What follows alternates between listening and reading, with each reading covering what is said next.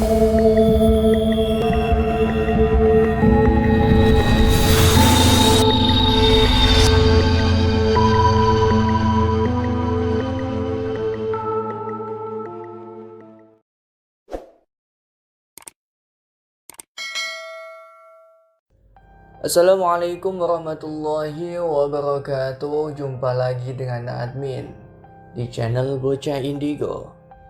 Seperti biasanya pada kesempatan kali ini Mimin akan membagikan sebuah kisah. Kisah ini merupakan kisah lanjutan dari yang kemarin yang berjudul Sumbing Membuatku Merinding. Cerita ini ditulis oleh Alin Ambarwati. Namun sebelum kita lanjut ke inti ceritanya, alangkah lebih baiknya kita berdoa bersama-sama terlebih dahulu. Al-Fatihah. Bismillahirrahmanirrahim. Alhamdulillahirabbil alamin arrahmanirrahim maliki yaumiddin. Iyyaka na'budu wa iyyaka nasta'in. Ihdinas siratal mustaqim siratal ladzina an'amta 'alaihim ghairil maghdubi 'alaihim waladdallin. Amin. Semoga kita senantiasa dalam lindungan Allah Subhanahu wa taala, dimudahkan segala urusannya, serta dipanjangkan umurnya. Amin ya rabbal alamin. Tanpa berlama-lama lagi, langsung saja kita lanjut ke inti ceritanya. Aku pun kemudian memberanikan diri untuk bertanya dengannya mengenai alasan kuat mengapa aku tidak diperbolehkan untuk menengok ke arah seseorang yang memanggilku tersebut. Kenapa aku gak boleh nengok bang? Tanya aku. Jangan, nanti terjadi hal buruk pada kita semua dan pendakian ini, ucap Bang Wawan. Tapi bukankah kita harus pedulikan mereka juga bang? Tanya aku. Bener sih, tapi untuk kasus di Sumbing, siapapun yang mendengar suara dari arah belakang, jangan pernah sesekali menghadap ke arahnya, ucap Bang Wawan. Aku masih sedikit tidak percaya dengan apa yang diucapkan oleh Bang Wawan. Namun, meski demikian, aku tetap mengikuti arahan Bang Wawan. Namun jika suara itu terus-menerus mengganggu, maka bisa jadi aku akan menengok ke arah belakang untuk bisa memastikannya. Aku berharap tidak ada suara lain yang datang menggangguku ataupun Rio. Namun tak lama setelah Bang Wawan memintaku untuk tidak menengok ke belakang, aku mengalami hal yang kurang lebih tak jauh berbeda dengan sebelumnya. Kani, suara lelaki yang sangat mirip dengan suara bapak. Iya, ucapku sembari menengok ke arah belakang dan mencari sumber suara itu. Aku kemudian berjalan ke arah sumber suara itu untuk mencari asal muasal dari panggilan itu. Teman-temanku kemudian melihat gerak-geriku dan mulai menanyakan sesuatu padaku. Kenapa Ran? Tanya Fajar. Tadi ada sesuatu bapak panggil-panggil namaku, ucapku. Kamu nengok ke arah belakang? Tanya Bang Wawan. Iya bang, abisnya suara itu benar-benar jelas dan sangat mirip dengan bapak. Siapa tahu itu benar-benar suara bapak, ucapku. Kamu sudah melakukan kesalahan, Ran, ucap Bang Fajar dengan nada kesalnya. Kesalahan apa bang? Tanyaku. Aku kan udah bilang, jangan pernah nengok ke belakang. Bagaimanapun suara yang memanggilmu, sebab jika itu dilanggar, pendakian kita kali ini akan selalu menemui titik masalah, ucap Bang Wawan. Bang, maafkan aku gak tahu kalau imbasnya demikian, ucapku. Nasi sudah menjadi bubur, tidak ada yang bisa diubah kembali, ucap Bang Fajar. Maafkan aku bang, ucapku. Jika setelah ini terjadi hal buruk, kamu adalah orang yang pertama yang akan aku cari, ucap Bang Fajar. Iya bang, iya, ucapku. Aku benar-benar takut. Bang Fajar terlihat benar-benar marah padaku. Dari raut wajah dan ucapannya nampak kekecewaan yang mendalam yang ia rasakan. Aku benar-benar tidak habis pikir perkara menengok ke arah belakang saja, respon mereka sudah seperti itu. Bagaimana dengan hal-hal yang kiranya lebih buruk? Aku pun kemudian menjadi anak pendiam setelahnya. Rio yang tahu perubahan sikapku pun langsung bertanya pada aku tentang apa yang sebenarnya terjadi. "Kamu kenapa kok mendadak murung?" tanya Rio. "Aku melakukan kesalahan lagi, Rio," ucapku. "Kesalahan apa?" "Gak usah terlalu dipikir banget," ucap Rio. "Tapi dalam hal ini, aku benar-benar salah," ucapku. "Emangnya kenapa?" tanya Rio. "Aku mengindahkan panggilan itu dan langsung menengok ke arah belakang," ucapku. "Seharusnya sih, memang kamu tidak boleh memperdulikan panggilan yang ada di belakang kamu itu, terlebih sampai mencarinya. Sebab itu merupakan titik awal adanya kejanggalan-kejanggalan lainnya saat kalian melakukan pendakian," ucap Rio. Aku pun terdiam saat Rio menegaskan hal yang sama, seperti yang disampaikan oleh Bang Wawan. Nyatanya aku benar-benar melakukan kesalahan yang tidak semestinya, bahkan tanpa aku sadari konsekuensi setelahnya. Saat aku menengok ke arah belakang, tidak ada satupun orang di sana, benar-benar sepi. Aku sendiri sampai kebingungan karena hal itu. Setelah Rio mengingatkanku akan larangan menoleh ke arah belakang jika ada yang memanggil, aku menjadi was-was karena melanggarnya. Hanya saja aku mencoba menepis pikiran-pikiran burukku dan mulai melanjutkan perjalanan. Perjalanan menuju posko ketiga. Tinggal beberapa menit lagi. Namun aku merasakan ada hal aneh di sekitarku. Bahkan tubuhku pun terasa sangat berat. Tak lama setelahnya aku mencium bau kemenyan yang benar-benar sangat menyengat. Seperti ada orang-orang yang melakukan pemujaan di sekitar Gunung Sumbing dengan kemenyan, sebab aromanya begitu pekat dan aku benar-benar merasa terganggu dengan hal itu. "Kalian nyium bau kemenyan gak?" tanya aku. "Enggak kok, gak ada bau kemenyan atau lainnya," ucap Rio. "Kalau Bang Wawan, nyium bau kemenyan gak Bang?" tanya aku. "Enggak kok," ucap Bang Wawan. "Udah, jangan terlalu dipedulikan. Sebab hal itu bisa tercium di sini," ucap Adi dan Fajar. Aku pun terdiam setelahnya. Sebelum melakukan pendakian kali ini, aku sempat mendengar desas-desus dari beberapa orang dan teman yang sebelumnya pernah melakukan pendakian ke Gunung Sumbing. Mereka mengatakan bahwa Sumbing kerap kali menjadi tempat persembahan untuk mencari pesugihan. Tentu bagiku itu adalah hal yang konyol. Dari zaman yang serba modern seperti sekarang ini, nyatanya masih banyak orang yang percaya akan pemujaan-pemujaan seperti itu hanya demi kekayaan semata. Itu sangat konyol menurutku. Namun aku sendiri pun tidak bisa mencegah kebiasaan itu. Sebab perilaku tiap orang pasti berbeda-beda, sama halnya dengan pemikirannya. Setelah mengalami kejadian buruk yang berulang-ulang, kini aku pun lebih pendiam dari sebelumnya. Pendakian ini juga membuatku tidak merasa tenang. Aku pun teringat kalau kedua orang tuaku tidak memberikan izin padaku untuk naik ke Sumbing. Apakah kejadian buruk yang terus mendatangiku ini ada kaitannya dengan tidak diizinkannya aku? Aku terus bertanya-tanya di sepanjang perjalanan ini. "Semoga ibu tetap baik-baik saja," ucapku dalam hati. Sepanjang perjalanan aku terus memikirkan bapak dan ibuku. Pasti ada sebab kuat mengapa mereka sampai tidak memberikan izin padaku.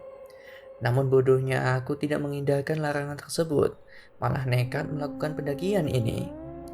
Alhasil banyak kejadian buruk menimpaku, dari mulai diganggu oleh makhluk halus, disesatkan oleh jin penghuni gunung, dan gangguan-gangguan yang lainnya.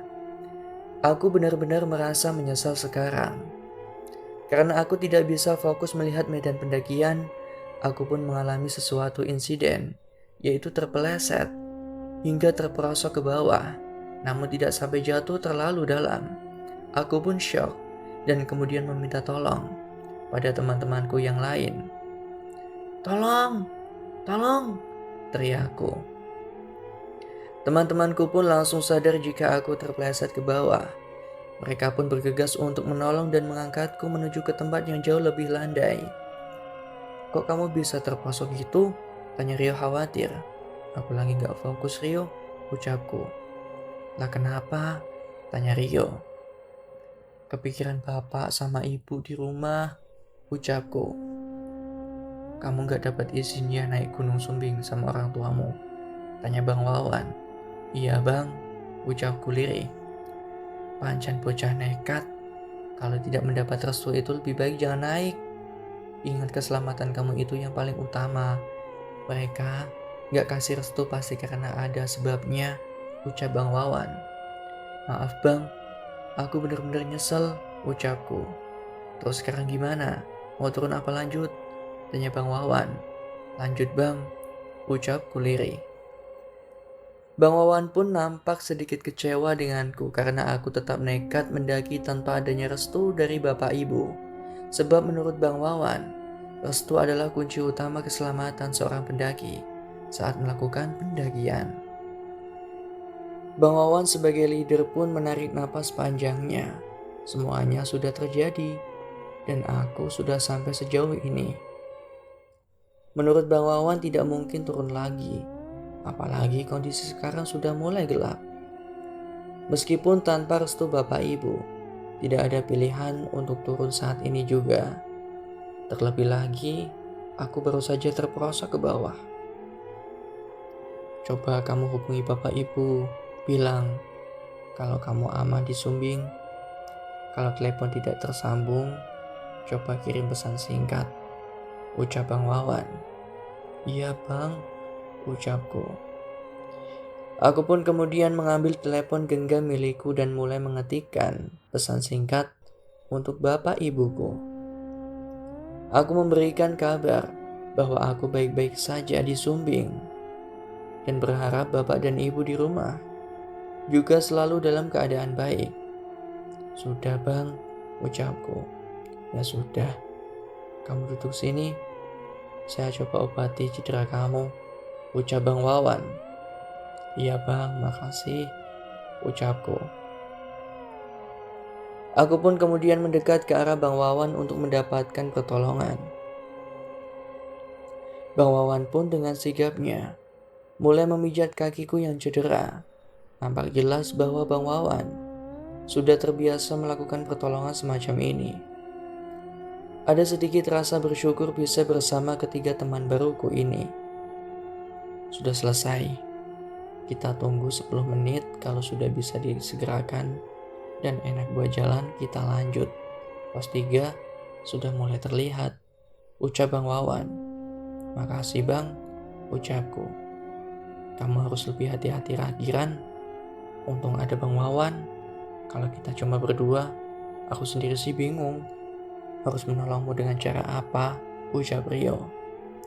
"Iya, aku akan hati-hati lagi," ucapku. Aku pun kemudian bersandar di sebuah pohon untuk memulihkan kakiku pasca diobati oleh Bang Wawan. Sementara teman-temanku yang lain pun ikut beristirahat tak jauh dariku. Mereka nampak melepas dahaga. 10 menit berlalu, kakiku kini jauh lebih baik dari sebelumnya. Namun aku merasakan punggung yang sangat berat. Hingga aku pun tidak mampu untuk menggendong keril milikku. "Gimana kakinya Ran?" tanya Bang Wawan. "Sudah jauh lebih baik bang, tapi punggungku kok benar-benar sakit ya. Ada yang bisa bantu bawakan keril punya aku nggak?" tanya aku. "Sini, aku yang gendong," ucap Rio. "Makasih Rio," ucapku. "Gimana? Siap lanjut jalan?" ucap Bang Wawan. "Siap bang," ucap kami semua serentak. Kami pun kemudian melanjutkan perjalanan menuju posko ketiga. Tak lama setelahnya kami pun sampai di pos 3. Namun kami semua memutuskan untuk tidak beristirahat dan melanjutkan ke pos keempat. Dari pos 3 menuju pos 4 jalur akan sama dengan pendakian via Buto. Perjalanan menuju pos 4 jalan agak berat dengan trek tanah yang menanjak serta terkadang tertutup rumput. Estimasi waktu sampai pos 4 adalah sekitar 2,5 jam. Di pos 4 terdapat tanah lapang yang bisa memuat 10 tenda. Namun tanah lapang itu agak miring sehingga membutuhkan sedikit akal agar bisa tidur dengan nyaman. Pos 4 ini merupakan tempat favorit untuk mendirikan tenda. Kami semua pun berencana untuk mendirikan tenda di pos 4 sebab tempat tersebut merupakan tempat yang sesuai untuk kami mendirikan tenda. Medan yang semakin menanjak membuat kami semua semakin tertantang. Meskipun harus menempuh perjalanan yang panjang, namun kami semua tidak merasa lelah. Meskipun aku pun tidak begitu merasakan lelah, namun perasaanku benar-benar tidak tenang. Rio, perasaanku gak tenang, ucapku. Hanya perasaanmu saja kali Ran. Coba lebih kendalikan lagi dirimu, ucap Rio. Aku mulai gak nyaman, ucapku. Sabar-sabar, gak lama lagi kita sampai puncak, ucap Rio menguatkan. Aku pun menarik napas panjangku. Aku berharap di perjalanan menuju pos 4 tidak ada hal buruk yang terjadi ataupun datang menghampiriku. Baru 1 jam perjalanan, aku melihat segerombolan lelaki berjubah putih yang sedang berkumpul di tengah hutan tak jauh dari jalur pendakian kami. Aku pun beristighfar tiba-tiba. Astagfirullahaladzim. Aku terus memandangi gerombolan lelaki itu dari jauh. Mereka semua berdiri melingkar, dan di tengah lingkaran itu ada cahaya yang begitu terang. Mereka seakan-akan sedang berdoa mengitari cahaya tersebut. Mungkin mereka sedang melakukan persembahan, ucapku dalam hati. Aku pun mencoba untuk tidak memperdulikan sekelompok lelaki berjubah putih itu. Siapa yang tahu tujuan mereka semua datang ke sini. Namun aku ingin sekali bercerita pada Rio tentang apa yang kulihat.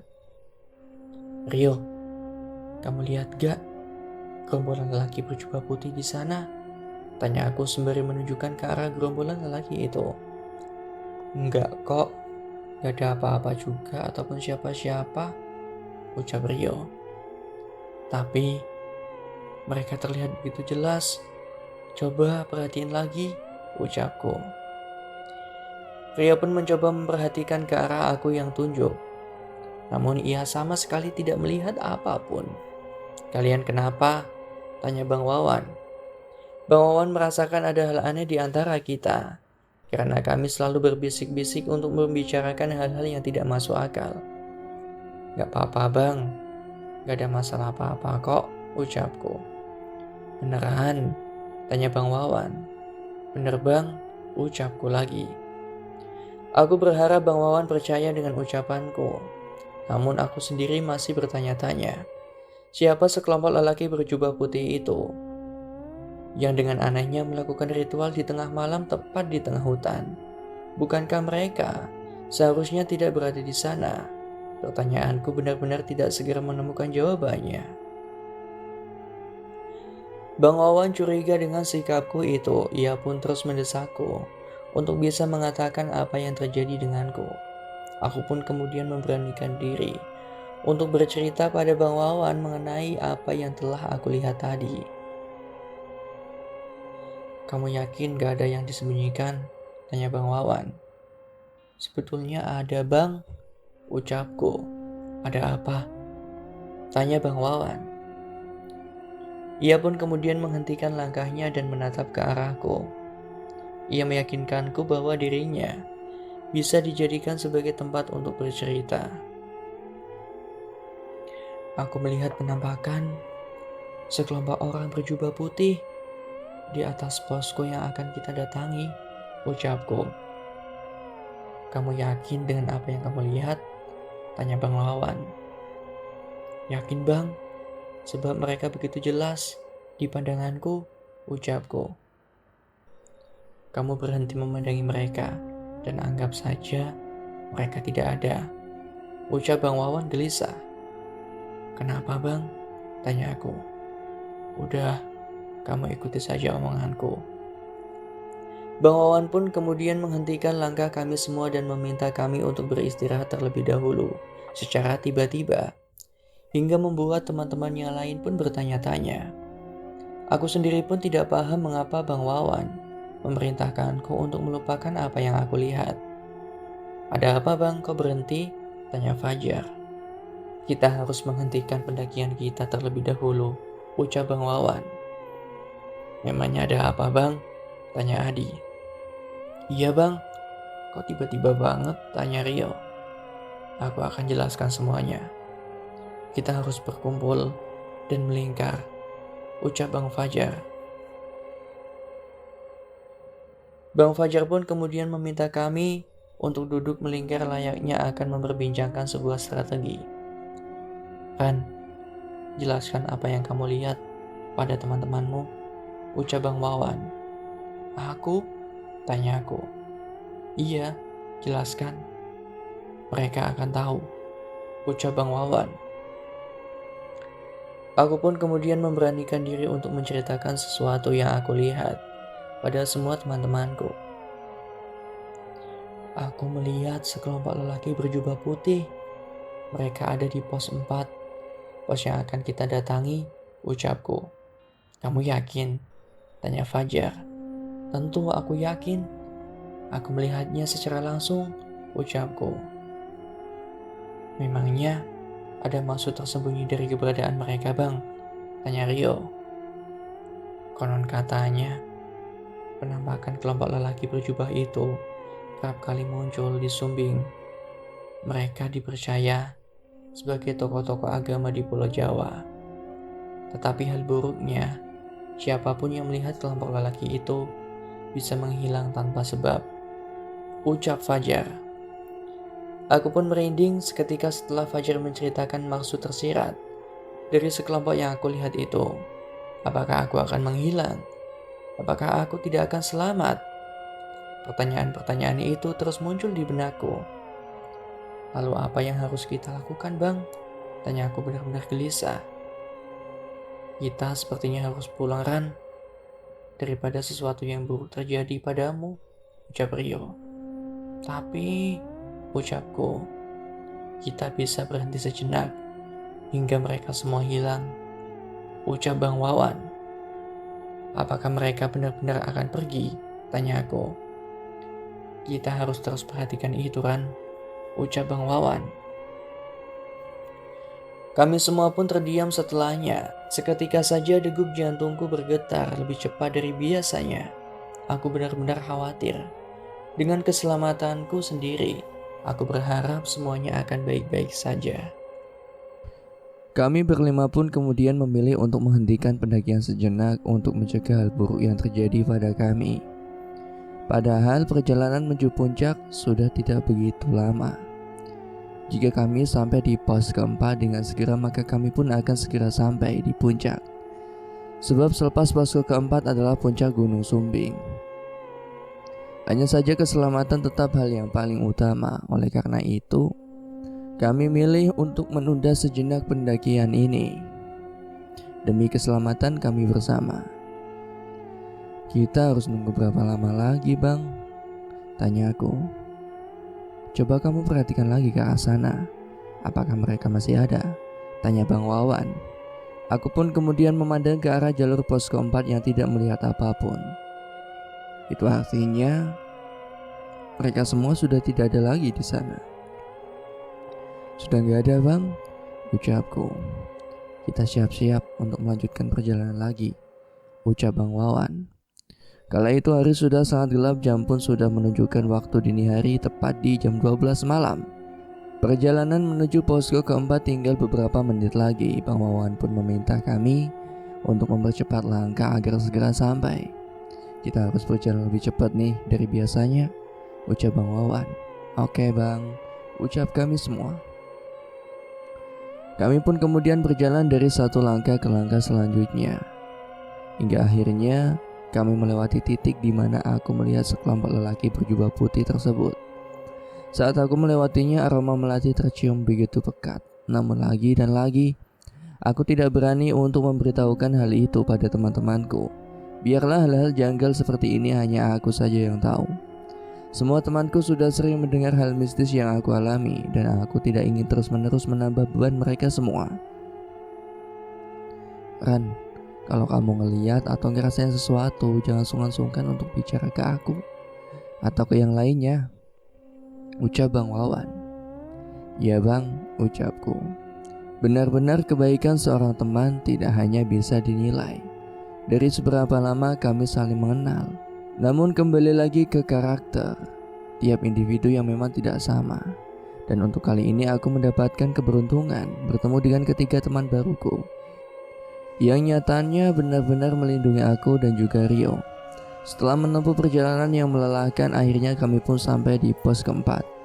Kami memutuskan untuk kembali beristirahat timbang sebentar, sebab rasa lelah nyatanya tidak bisa dihindari. Kita istirahat dulu di sini 15 menit. Nanti kita lanjut jalan lagi, ucap Bang Wawan. Ya bang, ucapku. Kami pun kemudian mengeluarkan amunisi yang kami bawa, yaitu air mineral dan sedikit snack yang bisa mengganjal lapar dari kami. Rio, andai kita tidak bertemu dengan mereka, mungkin kita sudah tidak selamat, ucapku. Beneran, terlebih lagi kamu yang berangkat tanpa ridho bapak ibu. Jadi tak heran hal janggal kerap kali datang menghampiri kamu, ucap Rio.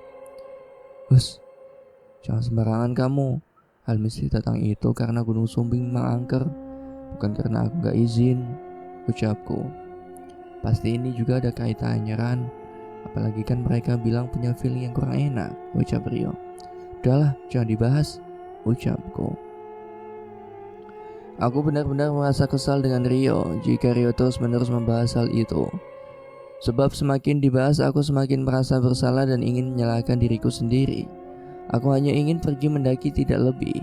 Aku juga tak ada rencana selain mendaki. Bentar lagi kita lanjut ya, ucap Bang Wawan. Iya bang, ucapku.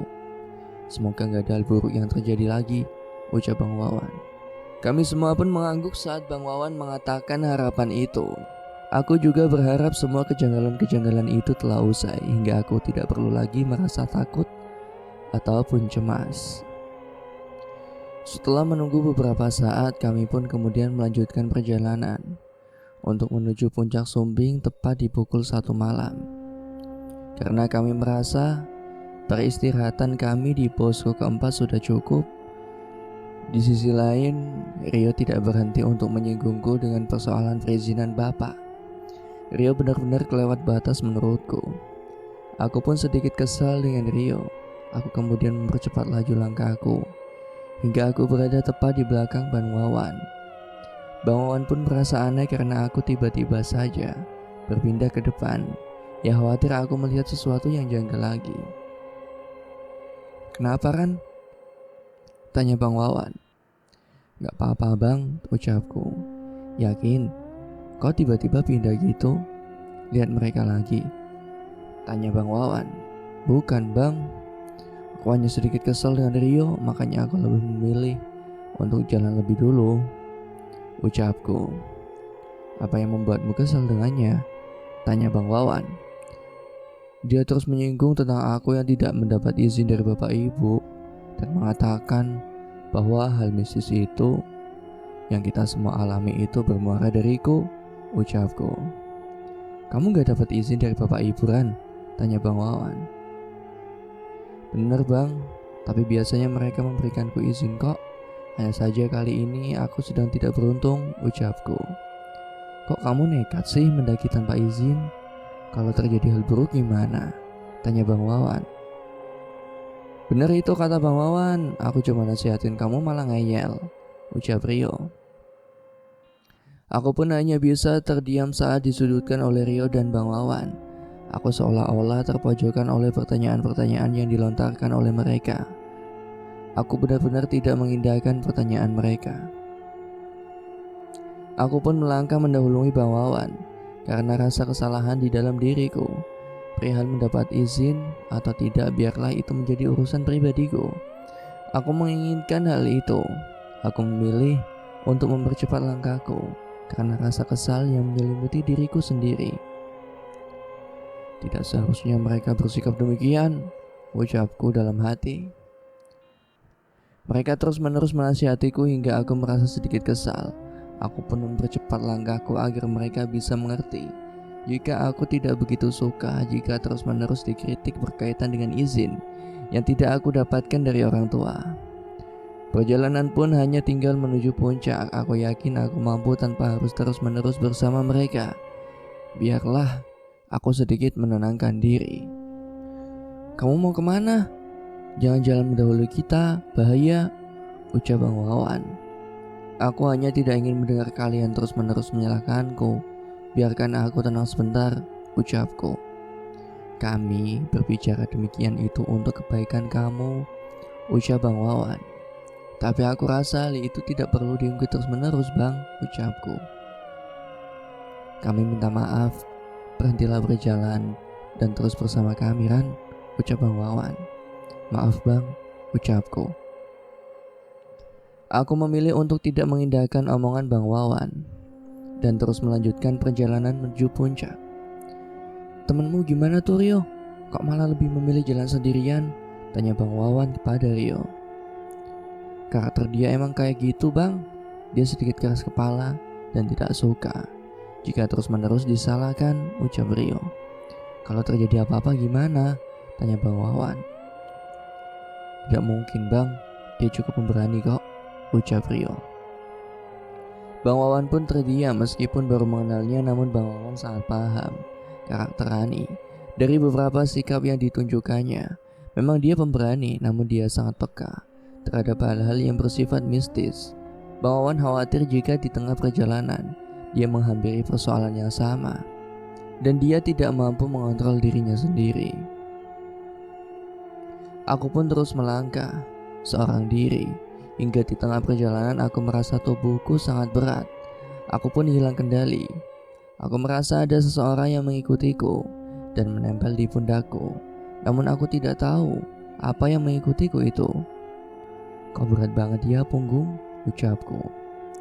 Aku pun berusaha untuk tidak mempedulikan hal itu dan terus melanjutkan perjalanan. Tiba-tiba saja aku melihat sosok tinggi besar persis di hadapanku. Wajahnya sangat menyeramkan, matanya merah dan melotot. Dari ujung kepala hingga kakinya hitam. Sosok itu benar-benar menyeramkan. Ia terus mendekat ke arahku seakan-akan hendak menerkamku.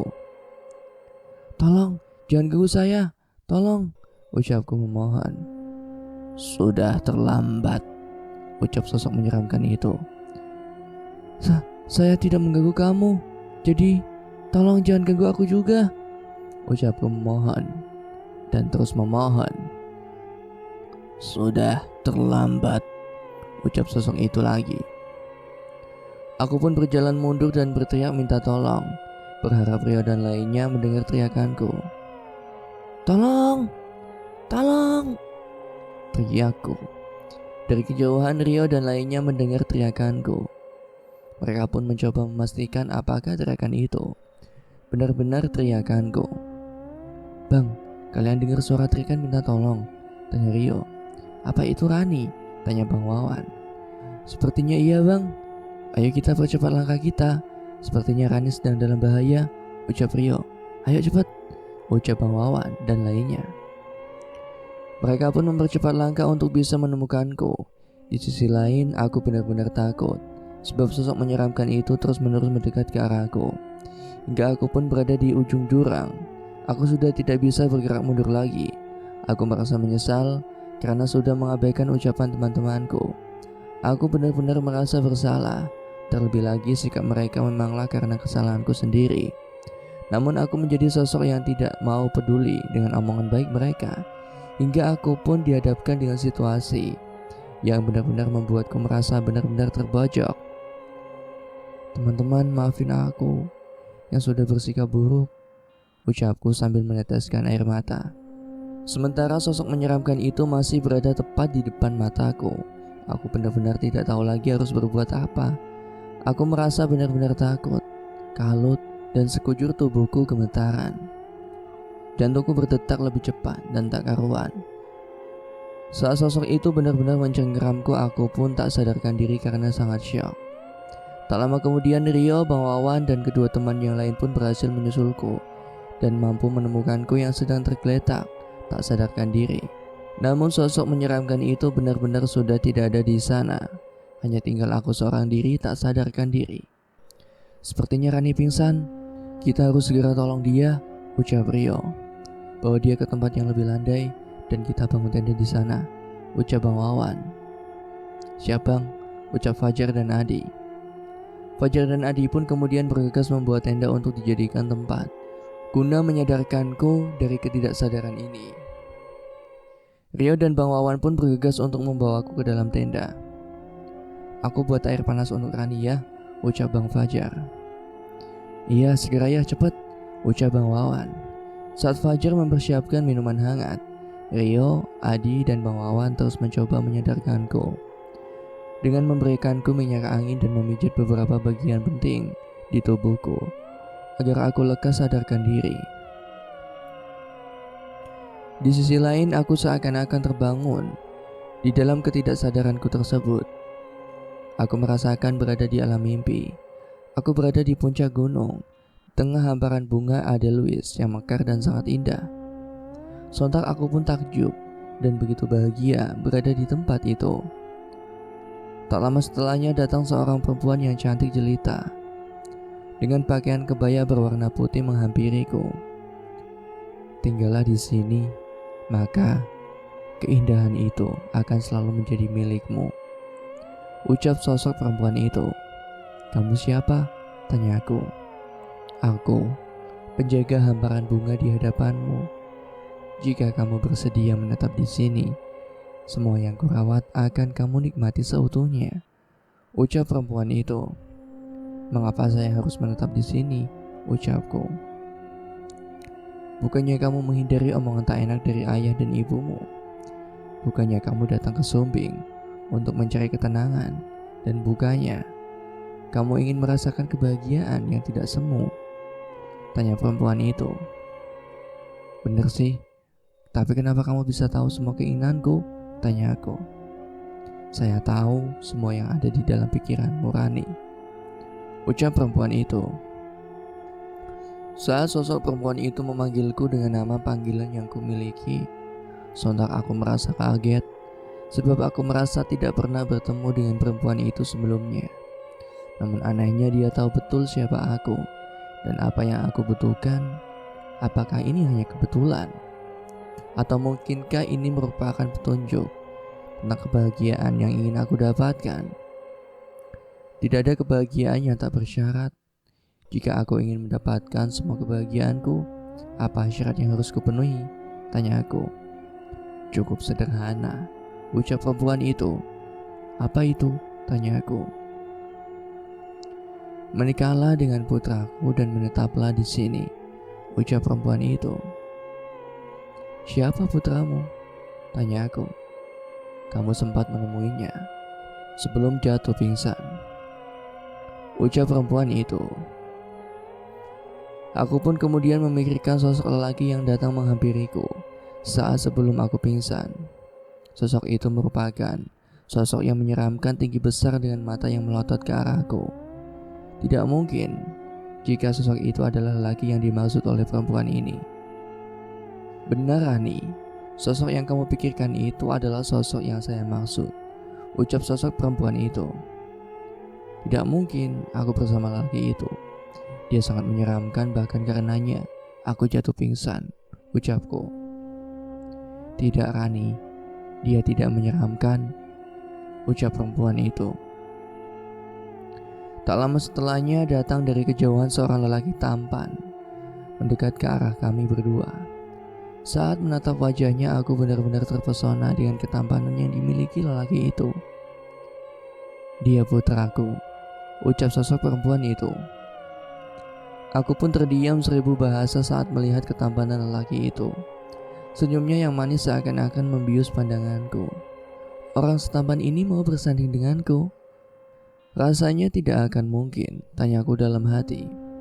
Tentu mungkin Rani, ucap perempuan itu. Aku pun beralih memandang perempuan di hadapanku. Sejak tadi apa yang aku ucapkan dalam hati pasti diketahui olehnya.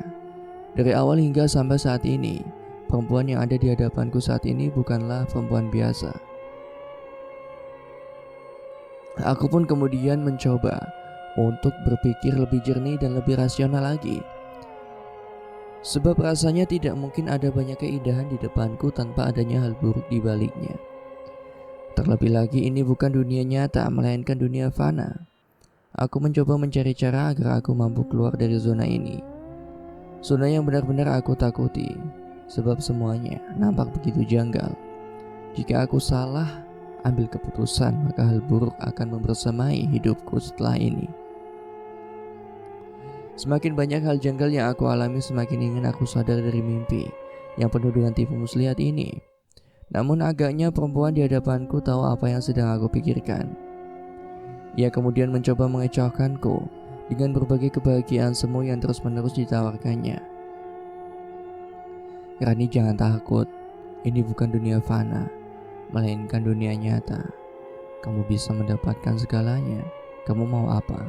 Kecantikan, kekayaan, atau bahkan kejayaan hidup. Semua yang kamu inginkan itu bisa aku penuhi hanya dengan sekali ucap. Kamu hanya perlu menetap dan menikah di sini. Bagaimana? Tanya perempuan itu. Aku tidak bersedia, ucapku secara spontan. Kenapa?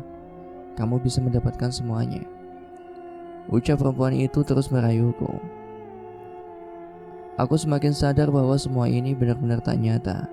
Aku sangat ingin keluar dari lingkaran setan ini. Aku ingin kembali bersama teman-temanku. Aku juga ingin meminta maaf pada ayah dan ibu karena aku telah merepotkannya. Namun semakin aku ingin mencoba keluar, langit di tempatku berpijak perlahan demi perlahan menghitam. Suasana yang sebelumnya membahagiakan dan begitu sejuk mendadak berubah menjadi sangat menyeramkan. Sosok perempuan di hadapanku pun kini berubah menjadi sosok yang begitu menyeramkan. Bahkan lelaki yang ada di sampingnya pun berubah menjadi sosok yang menghantuiku. Sebelum aku tak sadarkan diri. Setelah melihatnya, aku benar-benar syok dan tak bisa berucap apapun. Kedua sosok itu kemudian terus mendekat ke arahku. Saat ini aku diikuti oleh ratusan lelaki berbaju putih di belakang kedua sosok ini. Mereka semua seakan-akan datang ke arahku untuk membunuhku. Aku benar-benar takut. Tolong jangan sakiti aku. Aku hanya ingin pulang, ucapku gemetaran. Sudah terlambat, Rani. Kini kamu mulai sadar dengan semuanya. Kamu tidak boleh lepas dari jeratanku, ucap perempuan menyeramkan di hadapanku. Saya mohon tolong lepaskan aku, ucapku. Tidak akan.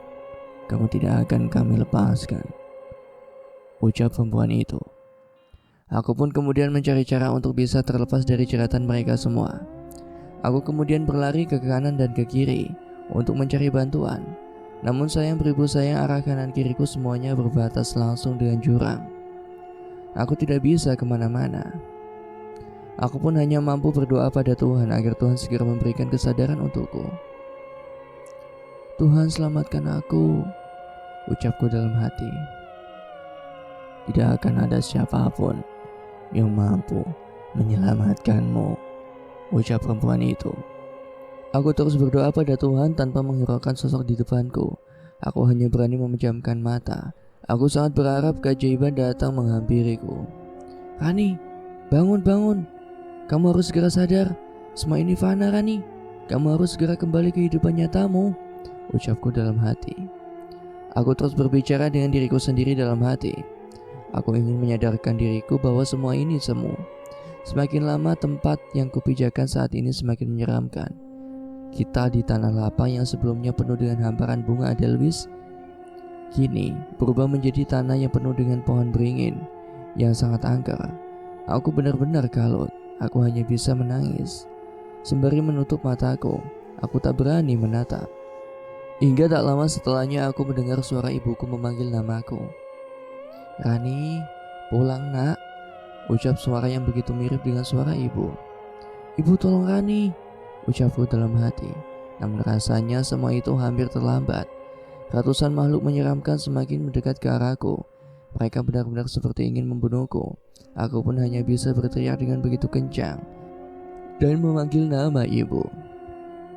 Setelahnya aku benar-benar mampu terbangun dari mimpi fana itu. Teriakanku bahkan membuat keempat teman-temanku merasa kaget. Mereka semua terus menanyaiku tentang apa yang terjadi denganku. Mereka bahkan menanyakan mengapa aku bisa berteriak histeris itu. Namun aku benar-benar belum sepenuhnya sadar. Semua pertanyaan-pertanyaan mereka tak aku indahkan. Di sisi lain, aku langsung memastikan bahwa aku ini berada di tempat yang sebenarnya. Aku mencoba untuk meyakinkan diriku sendiri, bahkan aku kini sudah tidak lagi di dunia mimpi itu. "Iya, aku kembali," ucapku dalam hati dengan perasaan sedikit lega. Aku masih tidak percaya dengan apa yang aku alami. Aku benar-benar syok akan kejadian yang baru-baru saja aku alami. Mimpi menyeramkan yang benar-benar seperti sebuah kenyataan. Jika aku mengiyakan semua yang diucapkan oleh perempuan dalam mimpiku itu, entah apa yang akan terjadi padaku. Menikah dengan lelaki yang aku sendiri pun tidak tahu apakah dia nyata atau fana. Mendapatkan semua kebahagiaan yang aku sendiri pun tidak tahu apakah itu nyata atau semu. Hamparan Edelweiss yang secara tiba-tiba menjadi tempat yang begitu menyeramkan tergambar dengan jelas di pikiranku. Semuanya benar-benar membuatku kalut. Aku terus-menerus membayangkan semua hal yang baru saja ku alami. Aku benar-benar merasa semuanya masih membayangiku tanpa sekat. Karena terlalu kalut akan keadaan, aku pun tiba-tiba menangis histeris tanpa arah hingga membuat keempat temanku merasa janggal dengan sikapku. "Ran, kamu kenapa?" tanya Rio khawatir. Rio mencoba memegang badanku dan ternyata tubuhku benar-benar dingin, seperti orang yang hampir mengalami hipotermia. Bang Wawan selaku leader pun bergegas untuk menolongku. Ia melakukan beberapa cara yang biasanya dilakukan untuk menolong pendaki yang hampir hipo. Sementara Fajar dan Andi menyiapkan minuman hangat yang bisa aku minum. Aku benar-benar di luar kendaliku. Aku tidak bisa mengontrol tubuhku sendiri. Semua kejadian yang kualami benar-benar membuatku syok dan tertekan. Harusnya kita jangan maksain diri buat naik, Ran. Kalau sedari awal feeling orang tuamu tidak baik, ucap Rio merasa sangat bersalah. Sudah Rio, bukan saatnya kamu menyalahkan diri sendiri. Alangkah lebih baiknya jika kita segera menolong Rani sebelum semuanya terlambat. Jika Rani sudah kembali pulih, sebaiknya kita urungkan niat untuk naik ke atas. Lebih baik kita utamakan kesehatan Rani terlebih dulu, ucap Bang Wawan. Maafkan aku Bang, seharusnya sejak awal kita batalkan niat untuk sampai ke puncak. Jika tahu kondisinya akan kayak gini, ucap Rio terus menyalahkan diri sendirinya. Sudahlah Rio, lebih baik kamu tenangin diri kamu sendiri dulu. Persoalan Rani biar Bang Wawan dan aku yang urus, ucap Fajar. Ayo ikut denganku, ucap Adi. Adi pun kemudian membawa Rio menenangkan diri, sebab Rio masih terus-menerus menyalahkan dirinya sendiri. Sementara di sisi lain Bang Wawan dan Fajar fokus untuk membantuku untuk sadar dari halusinasi yang aku alami dan hipotermia yang akan menyerangku. Kamu kenapa terus menyalahkan dirimu sendiri, Rio? Tanya Adi. Sejak awal Rani bilang kalau dia gak dapat restu dari ayah ibu Bang. Ibunya bahkan lagi sakit. Orang tuanya memiliki feeling yang kurang baik dengan rencana pendakian kita. Padahal biasanya mereka tidak masalah jika Rani melakukan pendakian ke gunung. Namun Rani tidak mengindahkan ucapan orang tuanya itu. Ia malah nekat untuk melanjutkan pendakian ini Bang. Sedangkan Sumbing yang ku tahu penuh dengan makhluk yang tak kasat mata. Aku khawatir jika feeling buruk dari ibunya Rani ada kaitannya dengan kejadian yang Rani alami saat ini. Aku harus gimana Bang? Ucap Rio. Kita gak bisa berbuat banyak selain membantu Rani segera sadar dari hipo dan halunya yang dialami saat ini. Kamu sebagai sahabat baiknya lebih baik jangan terlalu menyalahkan diri kamu sendiri. Karena ini semua di luar kendali kita. Terlebih lagi, hal-hal yang seperti saat ini Rani alami, ucap Adi. Aku benar-benar ngerasa bersalah bang. Harusnya sebagai laki-laki, aku juga harus bisa tegas, ucap Rio. Udah, coba tarik nafasmu yang panjang dan pelan. Terus coba hilangkan pikiran-pikiran buruk itu, ucap Adi. Rio pun menuruti ucapan Adi. Ia mulai menarik panjang nafasnya dan mencoba menerima kejadian-kejadian yang saat ini sedang datang menghampiri Rani. Meskipun raut wajah Rio pun tidak bisa dibohongi, ia benar-benar kalut dengan peristiwa yang saat ini ia alami. Ia benar-benar syok. Tolong bantu selamatkan Rani ya bang, ucapku. Pasti Rio, Bang Wawan dan Fajar sedang mengusahakannya yang terbaik, ucap Adi. Rio pun berusaha mendamai dengan keadaan saat ini. Ia benar-benar takut dengan kondisi Rani yang ia sendiri pun tidak tahu penyebab utamanya. Sebab Rani tak kunjung sadarkan diri. Di sisi lain, Bang Wawan dan Fajar terus berusaha untuk menyadarkan aku dari ketidakberdayaan itu. Bang Wawan sudah mencoba mengobatiku dalam waktu yang tidak sebentar.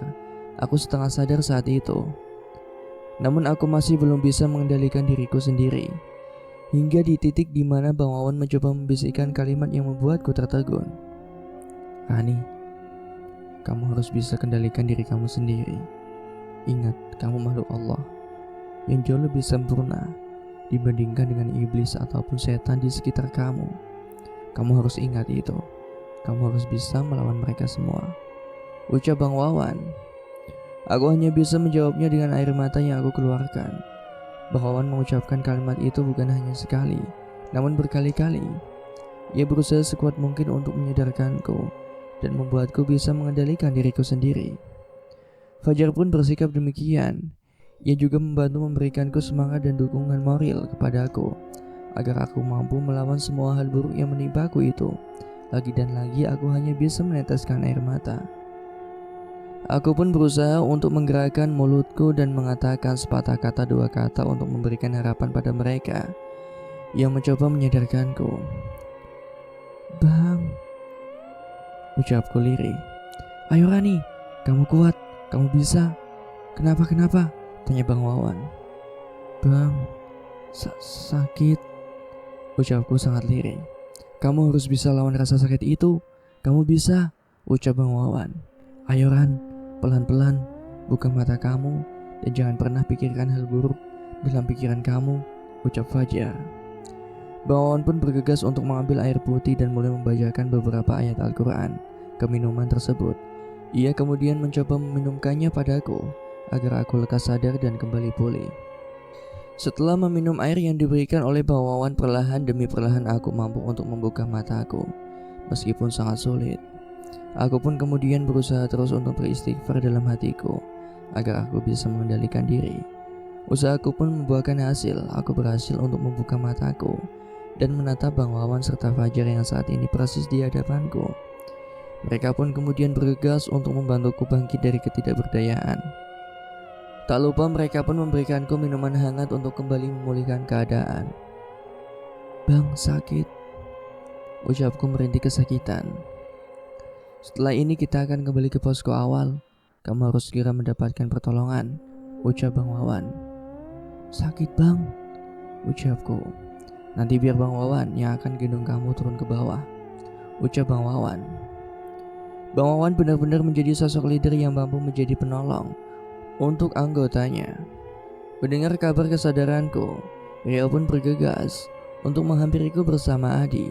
Ia kemudian memelukku untuk memastikan bahwa aku baik-baik saja. Rani, kamu gak apa-apa Ran?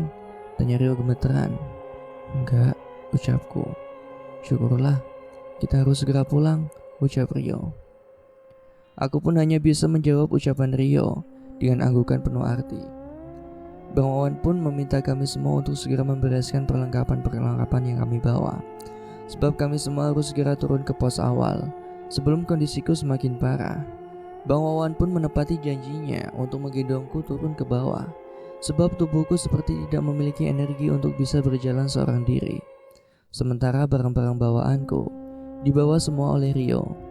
Aku merasa menjadi beban untuk semua teman-temanku. Terlebih lagi mereka adalah orang yang baru saja aku kenal di pendakian ini. Terkecuali Rio yang sedari awal bersamaku. Rasa bersalah yang begitu besar pun menyelimuti diriku. Terlebih lagi karena aku merasa gagal untuk sampai di puncak.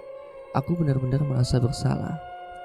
Aku juga merasa sangat bersalah dan begitu bodoh karena tidak mengindahkan omongan kedua orang tuaku dan nekat untuk tetap melakukan pendakian. Aku sangat menyesal. Untung saja Allah Maha Baik, sebab masih memberikanku kesempatan dan keselamatan hingga aku bisa turun ke bawah dalam kondisi selamat dan bisa kembali ke rumah ayah dan ibu. Dan cerita pun selesai. Demikianlah cerita yang dapat saya sampaikan. Semoga dari cerita ini bisa diambil hikmah untuk kita semua. Semoga bisa senantiasa untuk meningkatkan keimanan dan ketakwaan kepada Allah Subhanahu wa taala. Amin ya rabbal alamin. Sekian dari saya. Wallahul muwaffiq ila aqwamit thoriq. Wassalamualaikum warahmatullahi wabarakatuh.